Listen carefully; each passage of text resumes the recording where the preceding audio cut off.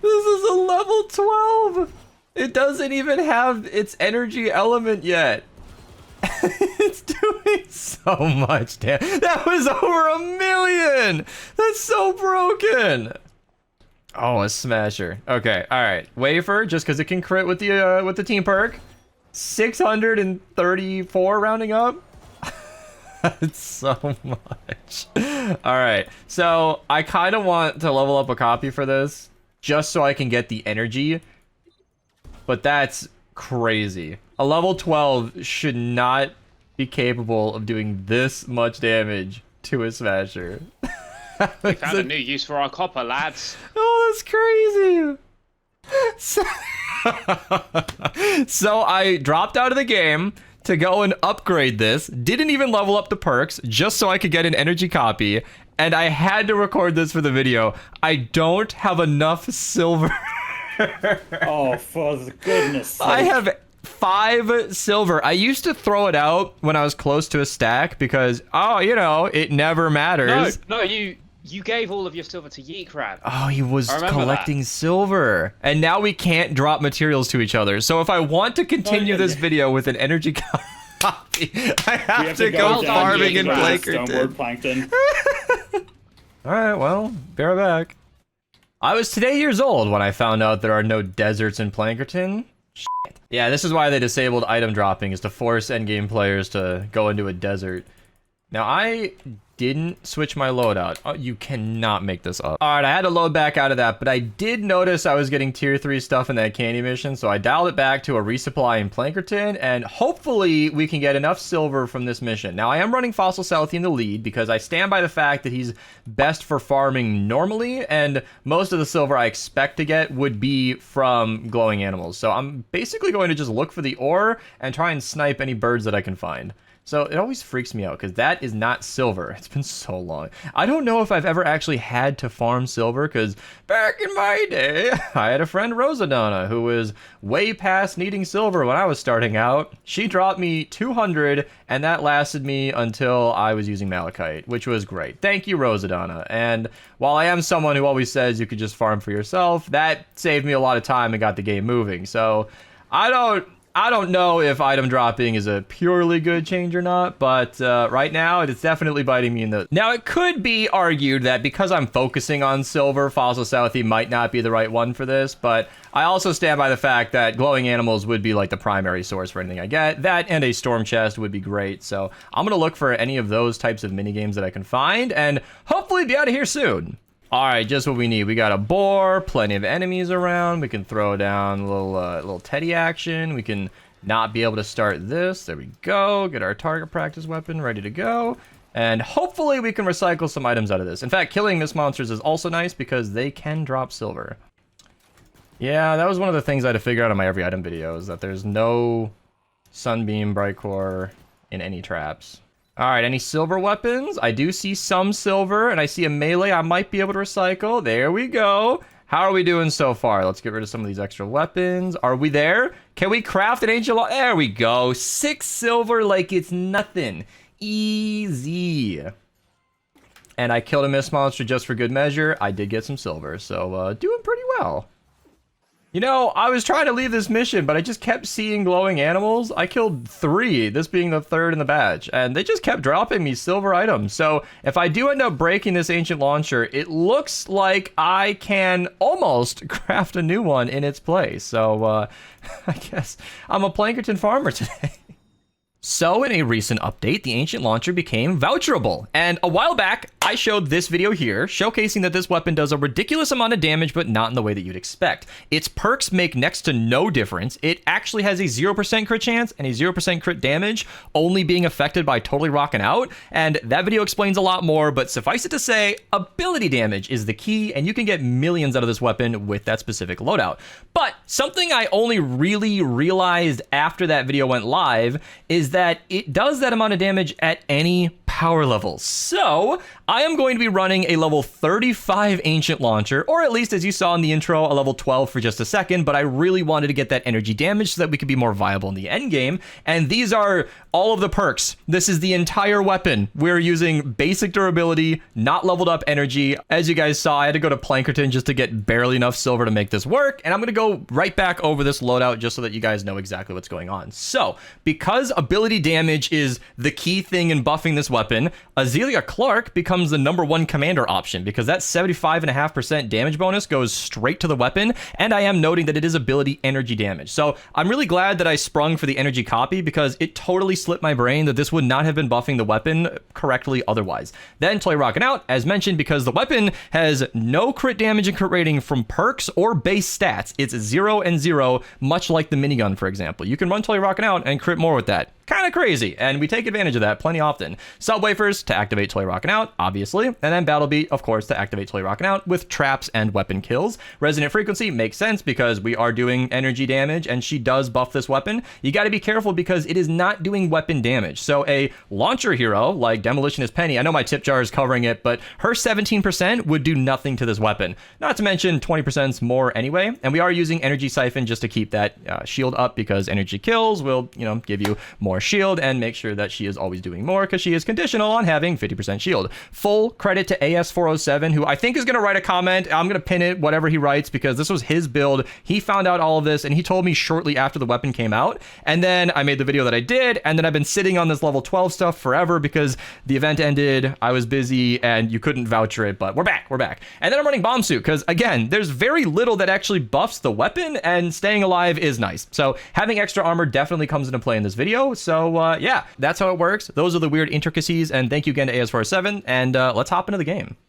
All right, we are back with an energy copy, which ironically won't be doing much extra to these mist monsters, but to all these normal enemies, it should be doing significantly more. Not easy to show, and I'm getting attacked from all sides, but you can see just how much damage it's doing there. I'm going to take that downtime of the recharge to pop a wafer, which is so freaking nice. You just wave across it, kills everything. It's so good.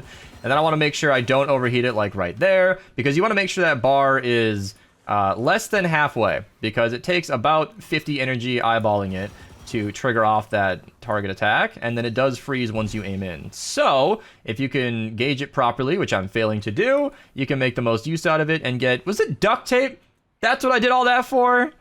All right, I mean, there are a lot of things you can get from that, but one thing that changed recently is the Xenon Bow projectile has been shrunk, and I definitely need to make a video showcasing that. And killing the animals has been a little bit trickier. One of the things I recommend is the Ancient Launcher. So if you want to follow in my footsteps and make yourself a power level 12 copy, you can, and what you might end up getting is a decently strong weapon that you can carry as a sidearm that's really good at tagging animals at long distance. You can see even sniping a mist monster from far away. Again, power level 35 here, by the way. It's crazy.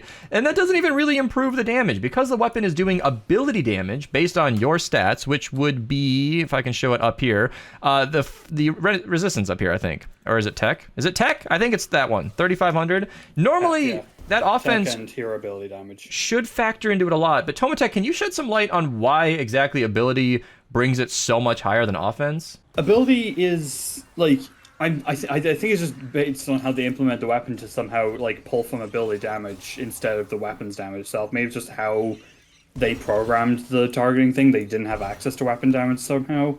AS407, who found this loadout, could probably shed way more light. I'm sure he'll pin a comment down below, or if he writes one, I'll pin it, because it's a really weird interaction, and this is not something I found. Full credit to AS407 for shooting this loadout. I'm only showcasing it again because apparently the weapon power level doesn't even matter.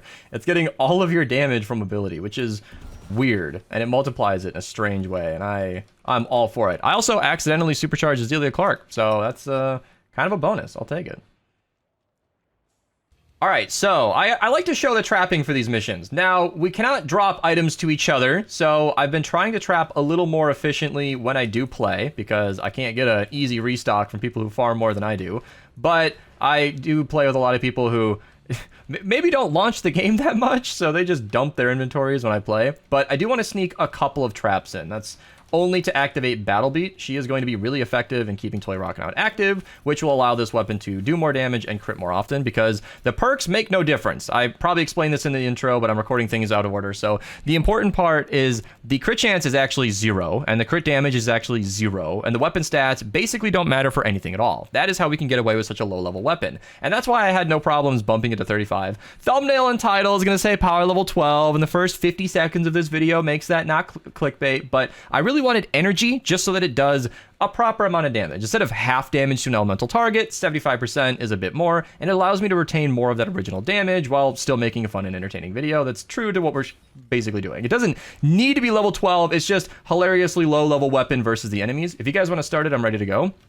And getting that Battle Beat active, activating Toy Rockin' Out, means it'll just be critting more often and generally being better. And I was being sure to pick up lots of wafers as I go along. So here we go. Power level 35 versus 250 enemies. That's freaking crazy. That was over 2 million damage.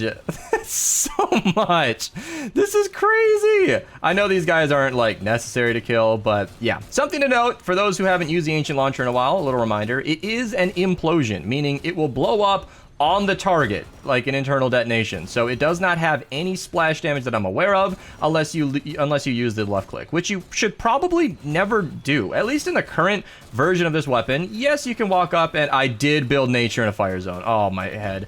Yeah, so you can do that, but it costs 10 energy cells and does very similar damage to this attack. So this attack can mark, I believe, 8 enemies. Is that right, you guys? You want to correct me? 8 sounds right. I guess I could actually read the weapon. It does say ancient, yeah, 8 enemies. So it should be able to tag 8 enemies, and that's about as many as you're usually going to hit with the left attack anyway. And each enemy you tag costs 1 energy cell, which is really cost efficient. So in a world where you can't, you know, trade and drop items to each other, using cost-efficient weapons is kind of a high-value idea, and you can see just a ridiculous amount of damage. We have no mist monsters to bully, and I am so annoyed building nature. So here's what happened. I crafted myself a nice supply of nature copy electric fields for 2 reasons. One, the last time I streamed, which is fairly recently, we were doing a lot of water missions, and I'm also mentally preparing for the fact that next season, Frozen Fjords is going to be full of water missions, and I thought, okay, great, I'll just get all my electric fields up and ready to go for that. And then I ran a fire mission in my next lobby and screwed up. So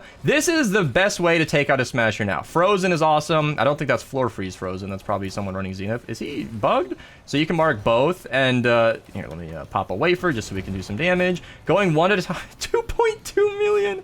Going one at a time slowly is the best way because you don't want to overheat it. You want to keep that damage going consistently. 2 million. It's not getting old to me. That's so much damage from a power level 35. If this thing was 130 with functioning perks working as you would expect a normal weapon to work, 2 million would just be like, yeah, that's just like what a launcher does.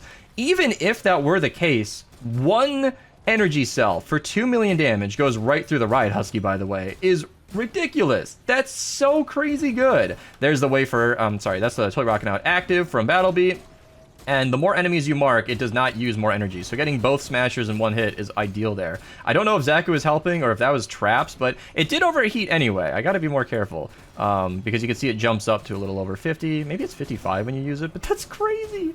That's so much damage from such a low level weapon. So I can officially say, if you're, was that almost 3 million? If you're a newer player to the game, you're maybe a lower power level, Stonewood, Plankerton, Canny, Early Twine, I don't know if I recommend vouchering the Ancient Launcher, but maybe you picked it up before it was gone, never had a chance to level it up, and you just have it laying around. Or you really do want to spend a voucher on a weapon you literally do not need to level up. You could keep this weapon as the day you got it, maybe power it up just 10 times like I did. Just level it up to that next level, just enough to get energy, and then you have a monster. You have a monster right here. Now, of course, I am using Azealia Clark and everything I probably showed in the intro at some point, but it is crazy good for little to no setup, and that's awesome. Now that could be counter synergistic to the fact that I typically advise people to level up their offense first. That's just my personal preferred playstyle. I like to level up my research with offense first just because I like to do more damage, but in this case, it doesn't even seem like it cares about your offense, which is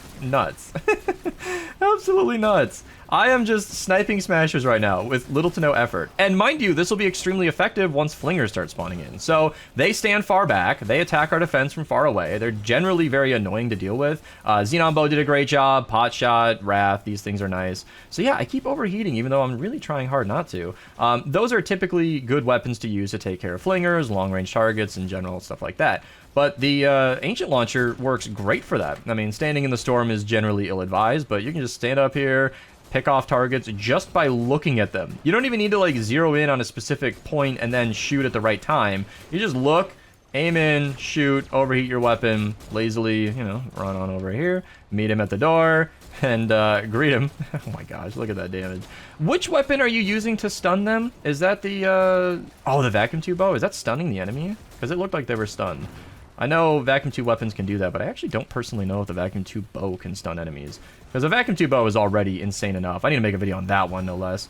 But it is really, really, really good. So this is kind of the normal side of it. This is the weapon not quite hitting as insanely hard, but if I can activate the team perk, goes right back up to 1.5 million, and he died normally, but we have a mini-boss. Now, this weapon's strong. I don't know if... Okay, Ricochet. Ouch. Ouch. Here we go. This is gonna hurt.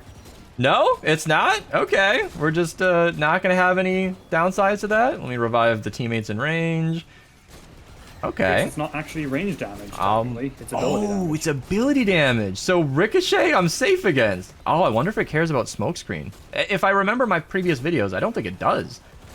Of course, we're not recording in a smokescreen, but yeah. I don't know what help my team was doing there, but we were definitely a part of the fight. Like, that was not one where I soloed it, but I definitely contributed to that. That looked like at least 10 or 12 million damage coming out of my level 35 launch. I might have said 36 at some point.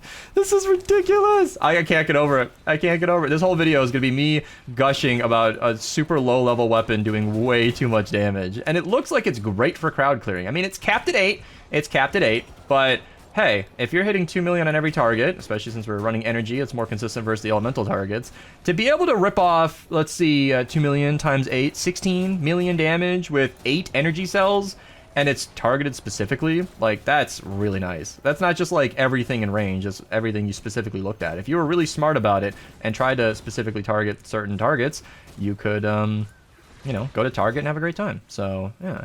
It looked like there was ranged items. Okay, so he's not a flinger, but you can see the idea. Like, if there were flingers spawning that I could deal with, you just aim at them. Oh, it looks like I looked at too many enemies and I was not being specific enough. But like, oh no, a lobber being annoying, and she's dead.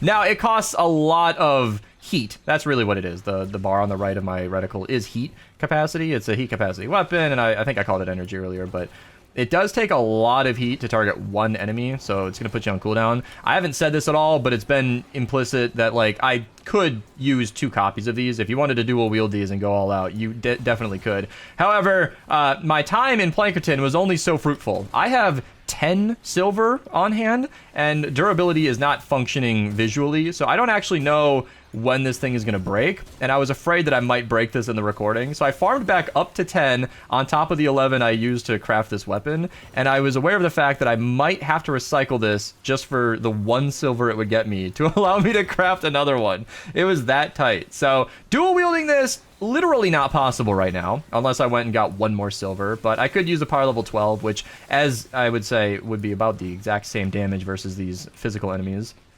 Energy was only to get the extra elemental coverage. In fact, I doubled down on that by not leveling this up at all. I didn't even level up the energy perk. I specifically said, no. I just want the elemental coverage and nothing else. I want this to be the lowest power level energy ancient launcher I could get for a video, and it has been fantastic. This is such a good weapon, and for no good reason.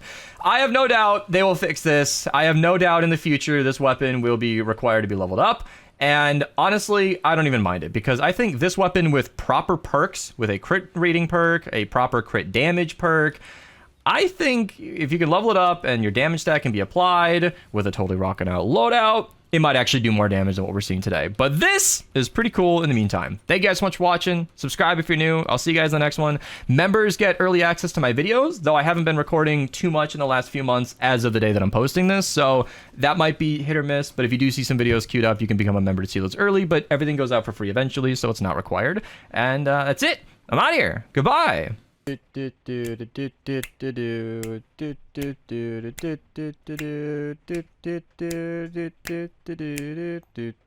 And then